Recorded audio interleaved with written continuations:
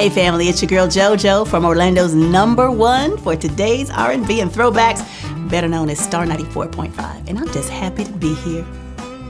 But I like to tell people that I didn't really choose radio. Radio chose me. I set off when I left high school. I set out to become a doctor. I was going to study medicine and biology and pre-med and all that, and took one elective course in communications, liked it, decided to change my major to radio, television, broadcasting, transferred from the University of South Florida in Tampa to the University of Central Florida here in Orlando, and started studying RTV out at UCF. I haven't looked back since, really. It's an interesting story because I was actually not recruited by a radio station, but I entered a pageant. I entered a Miss Black Orlando pageant, and a radio station was sponsoring it at the time.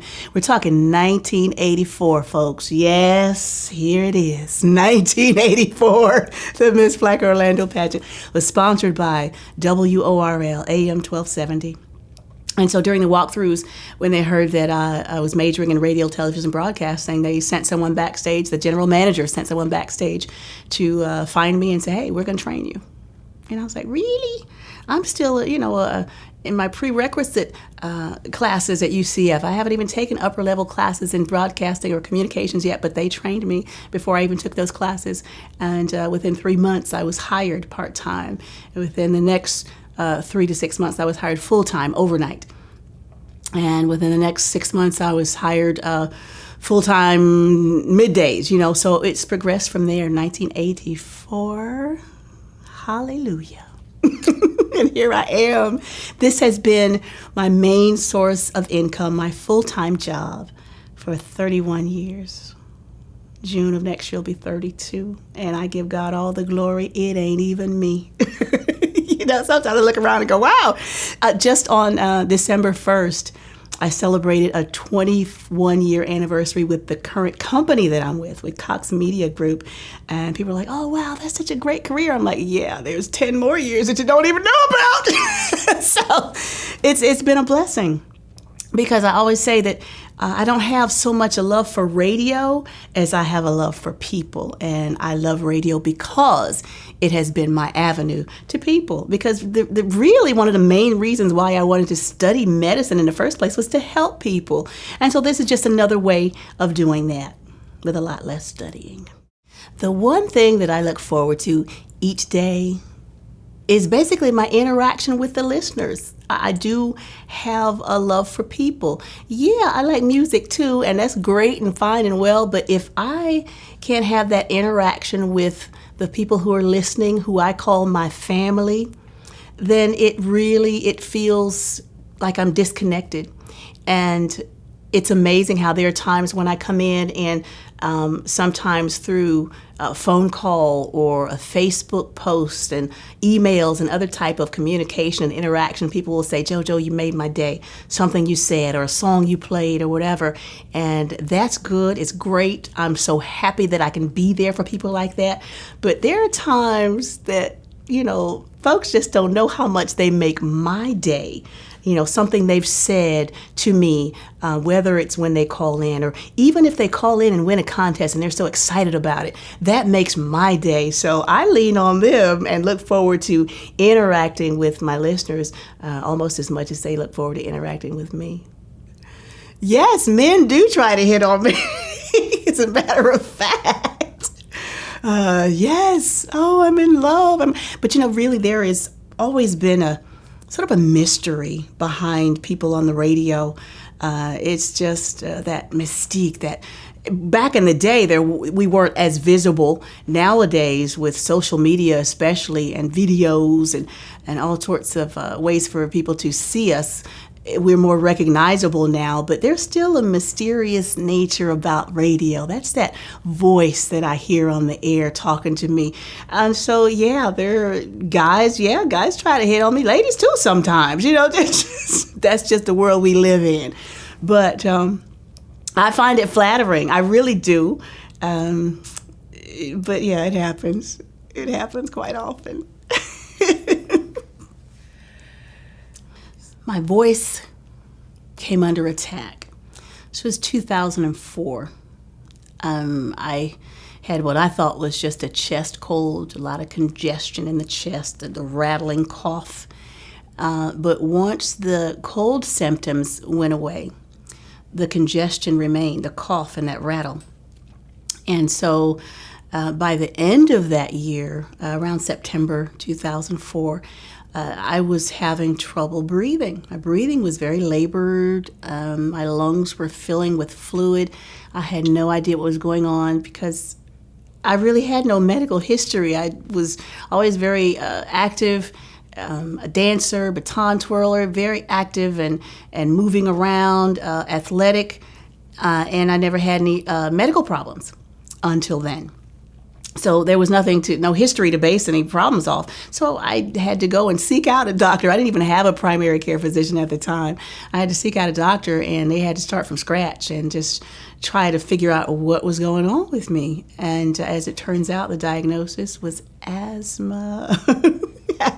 And so I kind of kid people about that. I say, a lot of people will say that, I had asthma as a child, but I grew out of it. I say, well, gee, I'm backwards. I grew into it with my Benjamin Button self, So that's what happened. And yes, the voice was in jeopardy. It was hard to breathe. It was hard to talk. Sometimes I couldn't even talk above a whisper because it's hard to get enough air into the lungs to project on the air. It was my speech would slow down because it would take a while to get that breath inhaled before I could talk again. So, and then also with the congestion being there, if I tried to talk too fast, phlegm would jump up into my throat and just kind of freeze up my vocal cords. And it was a process. It was a process day by day. And my immediate reaction was denial. When I got that diagnosis of asthma, I'm like, asthma? Nah, it's got to be something else. And then I realized that I really didn't know anything about asthma and what the symptoms were. And I didn't realize that I would have to treat these symptoms and that I would have to medicate myself daily for the rest of my life or until a cure comes along, because there's no cure. You can control the symptoms, but it takes medication and maintenance meds every day. I didn't know this, and there's so many other things that I don't know. Asthma is one of those conditions that is very familiar to people, the name itself. I don't think you can run into anybody who has never heard of asthma, but when it comes down to the particulars of it, people don't know. And the thing is, it's different for different people. I don't know of any two asthma cases that are exactly the same. Different symptoms for different people, different types of asthma, exercise-induced asthma, and all these types of asthma. Environmental conditions can trigger. And that's the thing. Each individual needs to find out what those triggers are. What triggers your symptoms? It can be different for different people. It can be allergic reactions can trigger the symptoms. And so that's why I finally said, you know what? As I was laying in the hospital, one of the many visits I made in 2012, and just interacting once again with my listeners, Facebook, text messages, some phone calls, email, everybody just saying, hey, Jojo, we're praying for you. I'm sorry you're not well. So many people were saying and sharing their asthma experiences and their stories. I have asthma. Somebody in my family has asthma. This person has asthma. That. And I'm going, with all of us with this asthma thing, what do we really know about it? I said, you know what? We have something in common. Let's all get together. As soon as I get out of this hospital bed, let's all get together and hang out. And so from there, I love to hang out, don't get me wrong, but a lot of times when I hang out, I want there to be a meaning behind it most of the time. We call it a party with a purpose, if you will. And so I said, well, if we're going to hang out, let's make it meaningful. Let's bring some education into this whole asthma thing. Since we have this in common, let's find out more about it, because I don't like being held back in any way. I like to be able to move and work out. I'm a fitness chick. I'm in the gym every day. I want to be able to work out and hang out and do fitness competitions and not have to dread looking at a set of stairs and go, oh God, I got to climb that. I don't want to have to go through that. I don't want any limitations on my life. I want to be able to do what I want to do. I don't like being controlled. In other words, I don't want asthma to control me. I want to be in control of this asthma. And so that's kind of how we started with the support groups. And of course, the name, by divine intervention, the name was given to me, Let's Kick Asthma. And so we just started off in January of 2013, once I came out of the hospital and got on a whole ton of steroid medication that just completely changed my entire appearance. There are people who would look at me and say, hey, is that you? You know, there's a lot of side effects that come along with that medication that's used to treat the symptoms, a cushioning of the skin and bloating and weight gain and just even a misshapenness to my face and what have you, just a lot of symptoms. And those were just the external symptoms, not to mention what goes on internally with the organs. But Lord, I was breathing. So I thank God for that. I was still breathing and moving. But that's how we got together. Our first meeting was January of 2013, the Let's Kick Asthma Educational Support Group. And we've been meeting ever since then. And we come together and we bring in experts from different areas, not only the medical community, but we bring in people to talk about asthma from a nutritional standpoint. We've had pharmacists come in. We've had asthma approach from a fitness standpoint, working out with asthma. We even had a really cool meeting with a psychologist who really helped us delve into the psychological aspects of asthma. So we approach it from a lot of different angles. It's all about the education, and then we share our stories. Like, hey, here's what happened to me. Check this out, And it really is therapeutic. That's what a support group, that's what we do. You get together, you share your stories, you have a similar background experiences. And so it helps, and from there, we became incorporated earlier this year. And so it's a Let's Kick Asthma Foundation Incorporated. And underneath that umbrella, we offer asthma support groups for not only the patients, but their families or anyone who wants to learn more about it. And then we also have support groups for pulmonary patients who have other respiratory issues outside of asthma. We have those meetings monthly as well. And then we have plans to begin asthma outreach programs. And it's amazing because just the week before Thanksgiving, I had a bout with bronchitis. And I myself, was sitting in my living room. I tried to go to work, didn't make it through the entire week, so I'm sitting at home, and it's tough for me to sit still. And as I'm sitting there at home, I'm thinking, I'm not at work. I could be cleaning the house, getting ready for Thanksgiving. Didn't have the energy. Was having a little trouble breathing. I get up, I tried to take my garbage out to the curb, and I had trouble walking back up the driveway. And I'm sitting there going, I could use some services from the Let's Kick Asthma Foundation. So some of the outreach services that we're planning to offer will be things like coming in and helping to clean the home when the patient doesn't have the energy, or this time of year, put up the Christmas lights, help me decorate, or run errands for me, help pay for the medications, which are very expensive, just things like that, outreach services, and just to be there for these people while they're going through it. And it helps to have someone who knows what you're experiencing. It's difficult to expect someone who's never had to struggle to catch a breath. It's difficult for them to empathize, and they can't, so it helps to say, hey, I know what you're going through. Stay calm. That's the first thing, because it can easily trigger an anxiety attack too, because when you can't breathe, your heart starts racing and your mind starts racing, and that's all you can focus on is breathing. Nothing else matters. I don't care what you say to me. I don't care what you do to me. I'm not even paying attention to what you're doing. I'm thinking about, how's my breathing? Is my next breath coming? How deeply will I be able to utilize all this oxygen that's around me? I can't make use of it because of what's happening with this reaction with my lungs. And just, it's a process. But you know what? I thank God that I'm still here, and that this is a part of my purpose. It is a part of why I'm here. And I'm just happy to be here, to do what I can to help other people through it. It's part of my process. I thank God for it every day because He's strengthening me, and it's amazing how it's deepened my spiritual connection too. I'd been prepared for this. I'd been given words of encouragement, some by Shelley Hastings herself, words of encouragement from people who didn't even really know my struggle and what I was going through. But I was being given words. Each year, it seemed, a different word would come to me. The very first word that came to me was promise. The following year, the word was restoration. And so I began to piece these words together and realize that there was a promise of restoration because, I'm about to take you through something, but I promise you I'll restore all that you think is being taken from you. And so I held on to that, and I'm still here, and I thank God I'm here. And yes, I am stronger because of it. I am.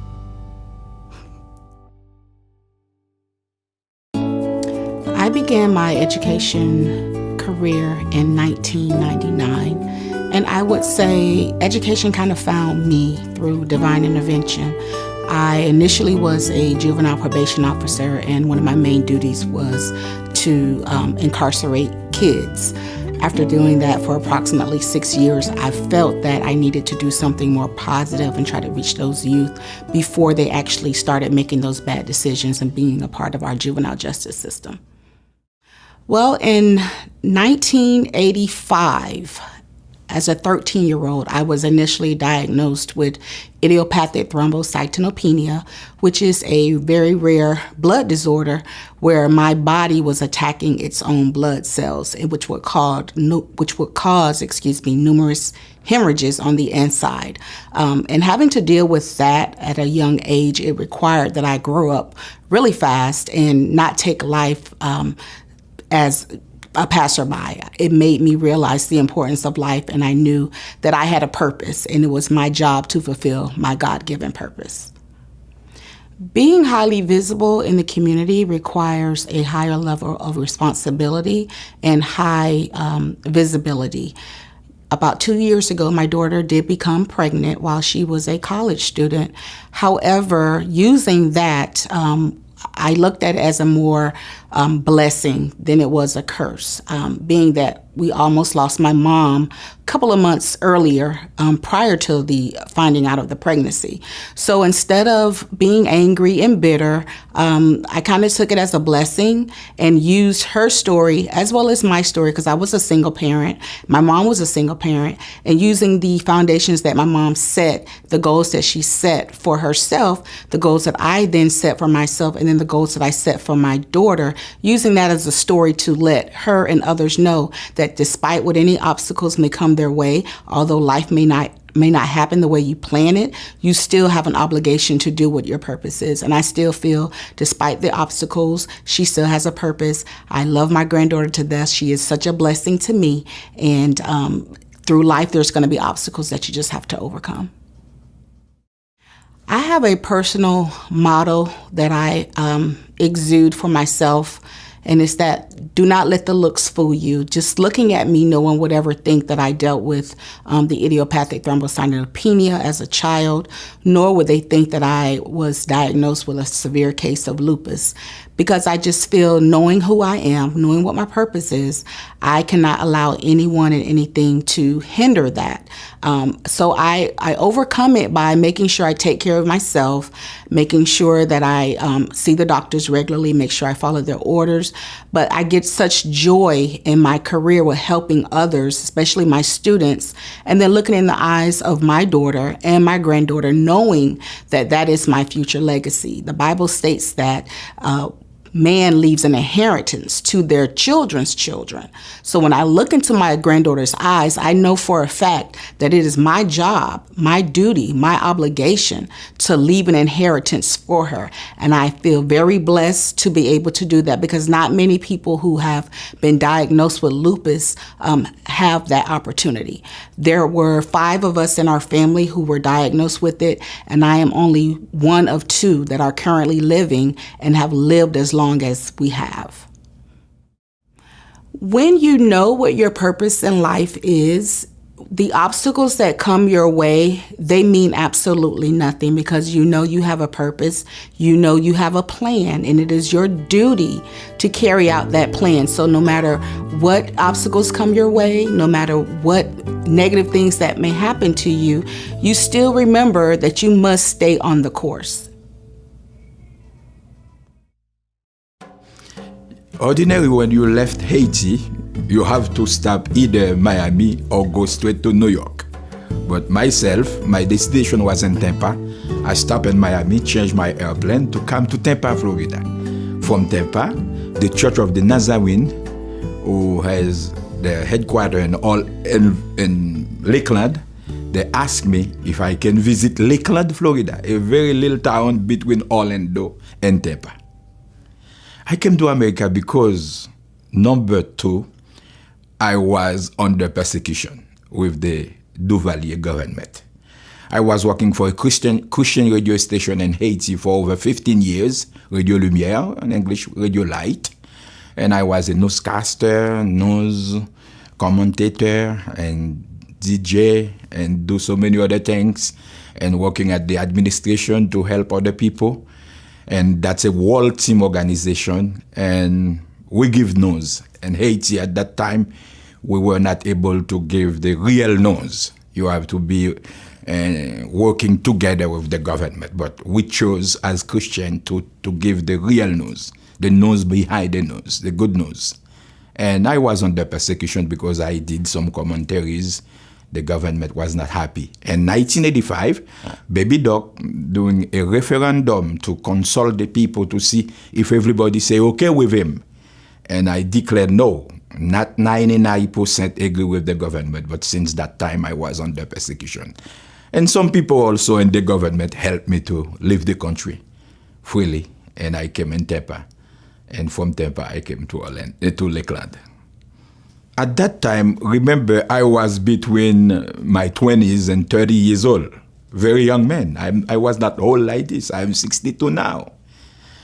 And I was dedicated my life to go on, you shall know the truth, and the truth will set you free. And from a journalist and a young pastor and historian professor in Haiti and a law student, I say, let me find another way.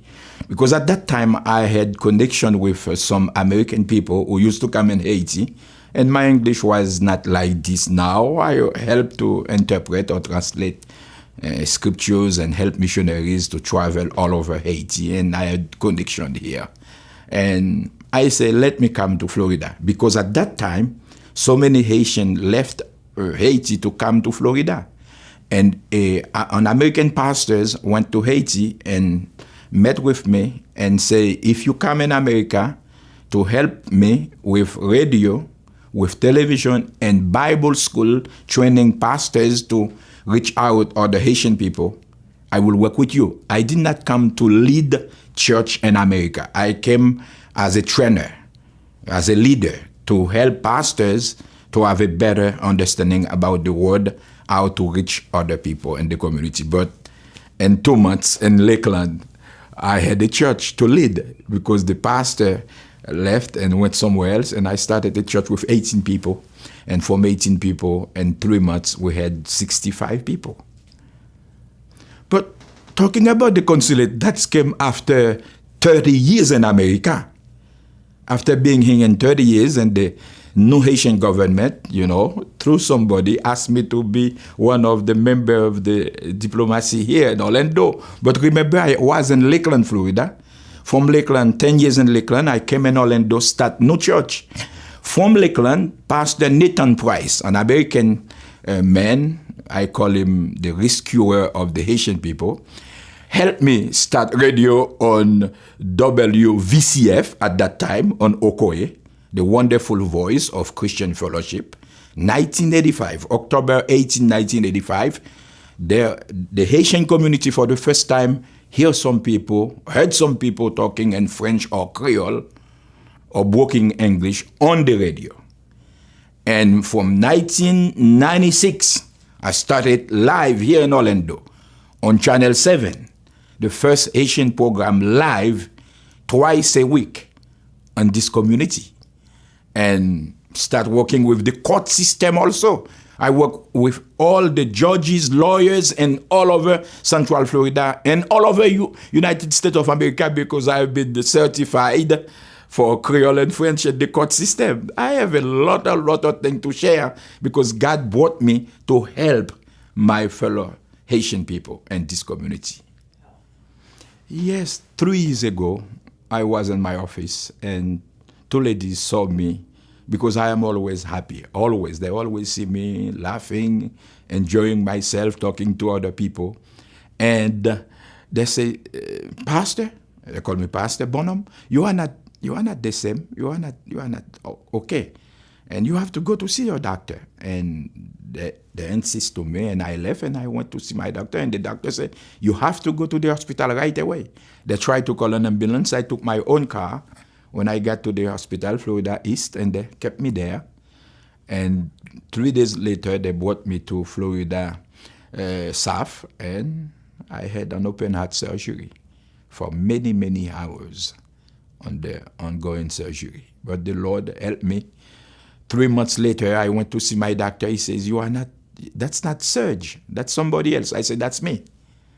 And 5 months later, I went to Santo Domingo, Dominican Republic, to do a crusade. And 6 months later, I went to Haiti for another crusade. And I believe 8 months later, I went to Paris to do another crusade.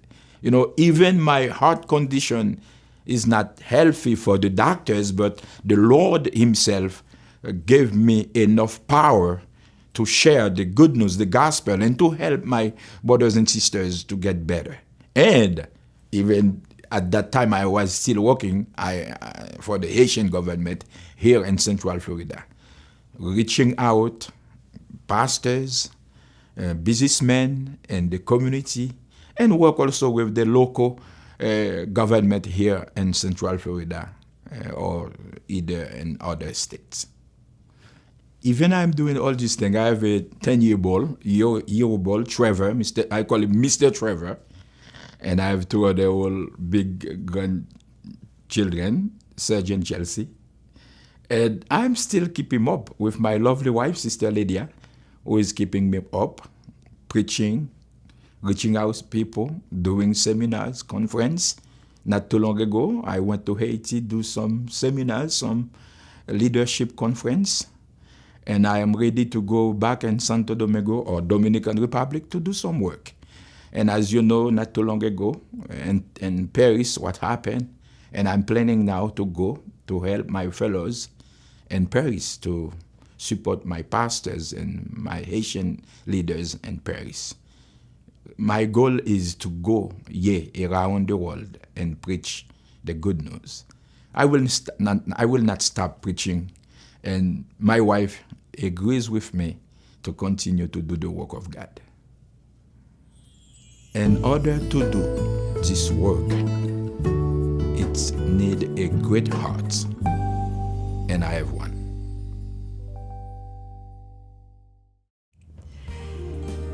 It seems at days that it's unexpected, but my day is very routine. Because of my son with autism, routine is safety. It's secure. So I manage my home on routine. However, it's kind of a controlled disorder. There are days where things will go smoothly. There are days where it's not. And in all that chaos, God just gives me a peace. It's not as chaotic as I seem. It's controlled. I have 3 boys, and a few years ago when my son was diagnosed, my husband and I decided that I would stay home. And the trajectory of having a toddler, a baby, seemed very essential for me. But I think that in this season, now that they're teenagers, it's the perfect time that I am home. Having a son with autism, at first, getting the diagnosis, it seemed as if our lives were derailed.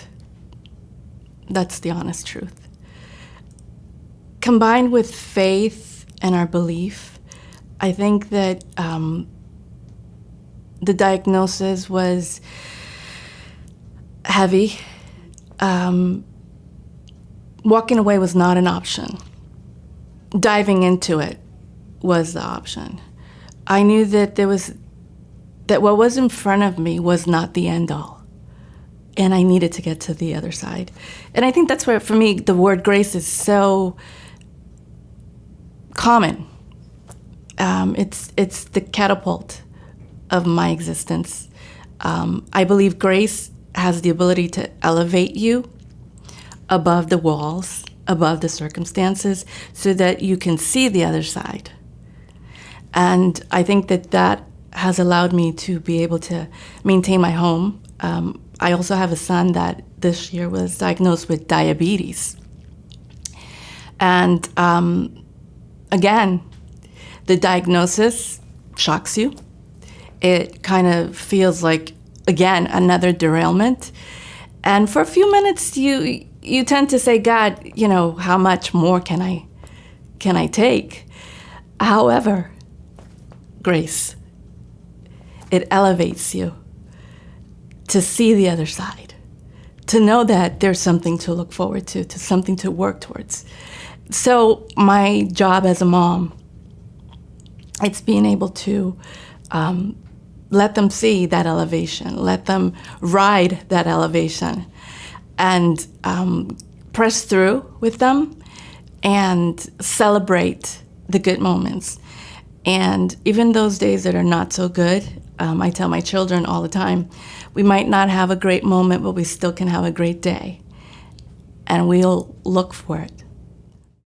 Before the children, before anything happened with my children, I was a financial analyst.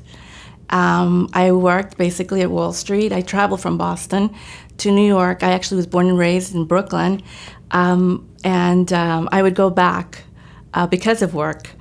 And I am a type A personality, which, looking at myself now, I don't think that people can see that anymore.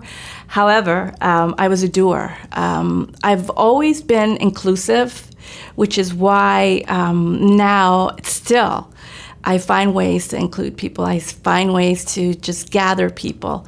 My husband and I, at that point, we were great hosts. We would always have our house full. We would find things to do. We would, at the whim, go away for a weekend without packing anything. And one quick story is that there was a store named Bradley's, similar to Walmart. And on our way up to the mountains, driving north, we would separate, and he would buy what he thought I needed, and I would buy what I thought he needed, and we were on our way. So life was pretty dynamic before children, before the diagnosis, before being called to be a mom of special needs children. Slushy Wednesdays is a time of rest. The way I describe it to my children is a time where we're not going to think about anything, do something mindless, get a slushie, and just enjoy the moment. Wednesdays is in the middle of the week. Because of my family and its circumstances, teachers at one point would say, your son had a really awful day. Or my middle schooler was like, Mom, I was bullied. So many little incidences that are very common, but when you have a special needs child, it becomes even bigger. And you need to control it. You need to make sure that that is not part of their lives, that what the teacher says or what the bully says doesn't define my children. So Slushy Wednesdays turned into a day where after school, we did something mindless and we rested and had a slushie. In that process, however, we would talk.